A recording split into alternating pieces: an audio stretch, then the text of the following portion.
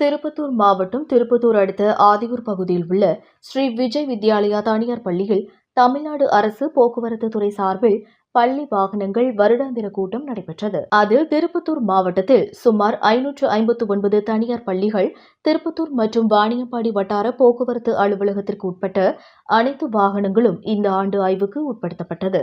அதில் வாகனங்கள் மஞ்சள் நிறத்தில் பெயிண்ட் அடிக்கப்பட்டுள்ளதா, பள்ளி முத்திரை பதிக்கப்பட்டுள்ளதா, கிரில் சரியாக இருக்கின்றதா, அவசர வழி முறைப்படி இருக்கின்றதா, தீயணைப்பு கருவி காலாவதியாகாமல் இருக்கின்றதா, முதலுதவி பெட்டி வாகனத்தில் இருக்கின்றதா போன்ற பல்வேறு ஆய்வுகளை திருப்பத்தூர் மாவட்ட ஆட்சியர் தர்பகராஜ் ஆய்வு மேற்கொண்டார். அப்போது பள்ளி வாகனத்தின் பின்புறம் பள்ளியின் விளம்பர பலகை இருந்தால் அதனை உடனடியாக அப்புறப்படுத்த வேண்டும். இப்படி விளம்பரம் இருந்தால் ஓட்டுநர் எப்படி சரியாக வாகனத்தை இயக்க முடியும்? இதனால் விபத்துக்கள் நேரிடவும் வாய்ப்புள்ளது என பள்ளியின் தாளாளரை அழைத்து கலெக்டர் டோஸ் விட்டார்.